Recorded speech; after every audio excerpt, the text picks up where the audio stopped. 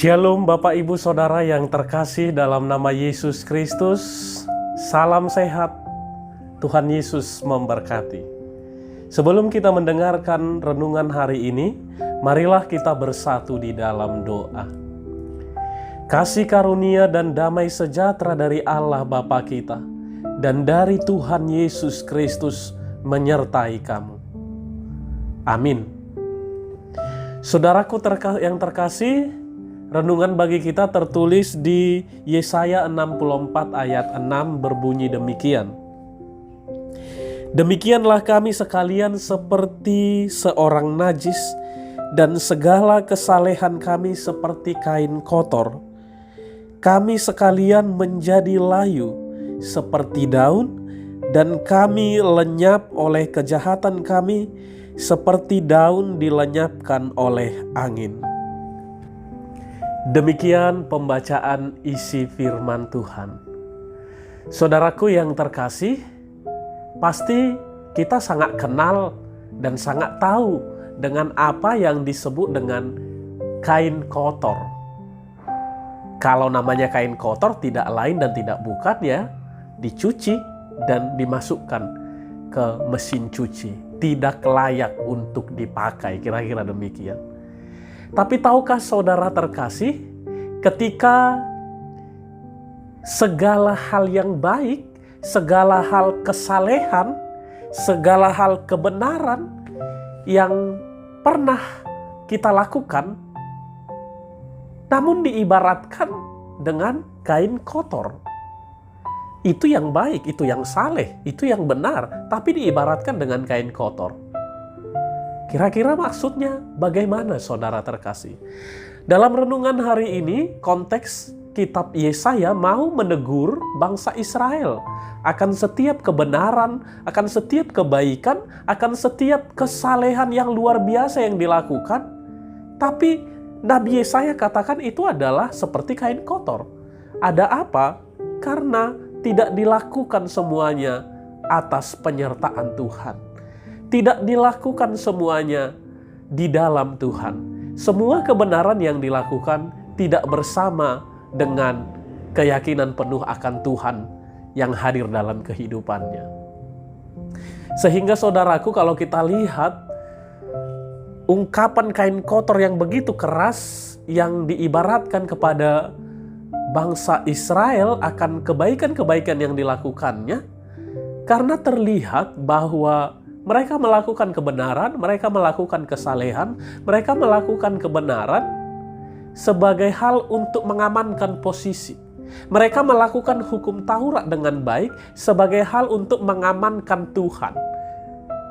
Kira-kira begitu, sebagai hal untuk menyogok Tuhan, supaya kita berkenan di hadapan Tuhan.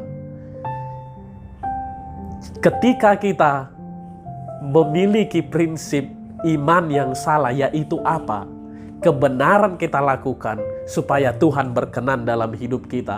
Itu adalah kain kotor. Maka saudaraku yang terkasih, dilanjutkan renungan kita bahwa kita pasti akan berlalu seperti daun yang kering dan lenyap dari dunia ini. Kiranya kita terus melakukan segala jenis kebaikan, apapun itu, di dalam penyertaan Tuhan. Bukan untuk mengamankan posisi. Kata kebenaran, kata dikaiosune, kata kebenaran itu, itulah yang dikritik oleh Yesus dalam diri orang Yahudi. Jelas mereka melakukan semuanya.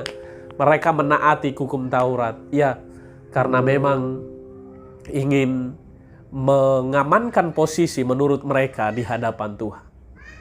Jelaslah saudara terkasih bahwa memang segala perbuatan baik yang boleh kita lakukan, segala hal yang luar biasa yang boleh kita lakukan, ingatlah, hanya Tuhan yang membuat kita layak melakukan itu semua.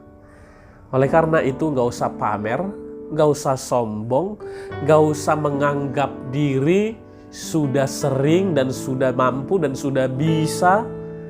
Tapi teruslah dalam kerendahan hati, karena Tuhan yang melayakkan kita.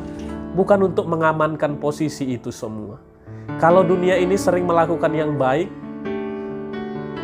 supaya bos suka, supaya kita dipilih dan semuanya, tapi karena kita sudah dipilih oleh Tuhan, makanya kita harus terus melakukan yang terbaik, sekalipun terkadang harus dikecewakan. Tetap semangat saudaraku, hidup pasti berlalu, tapi pastikan posisi kita melakukan kebaikan terus dalam hidup. Jangan sampai salah motivasi.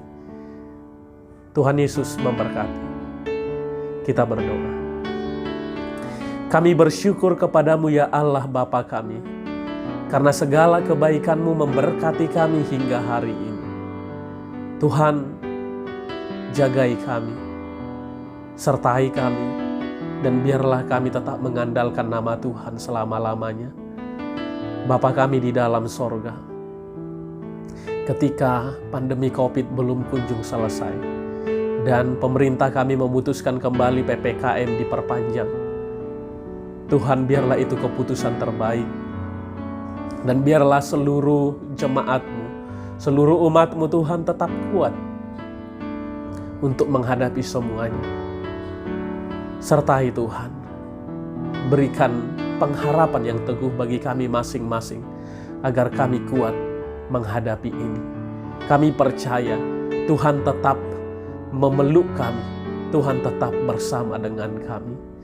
Bapa kami di sorga, berikan kekuatan kepada jemaat-Mu yang sedang sakit. Berikan semangat Tuhan, berikan pengharapan yang hidup dalam hati dan pikirannya, agar terus memandang Tuhan di tengah sakit penyakit yang sedang dirasakan. Ke dalam tangan Tuhan, kami serahkan semua rencana kehidupan jemaat-Mu, baik dalam waktu yang dekat dan juga dalam waktu yang masih lama ya Tuhan. Ke dalam tangan-Mu kami serahkan semuanya. Dalam nama Yesus Kristus, dengarkanlah doa permohonan kami. Amin. Saudaraku yang terkasih, kami tetap berharap saudaraku tetap mendukung kami di Lomba Sayembara Cipta Lagu HKBP yang telah kami ikuti dan telah diupload di YouTube channel HKBP Kantor Pusat dengan judul lagu Pos Rohake Tuhan.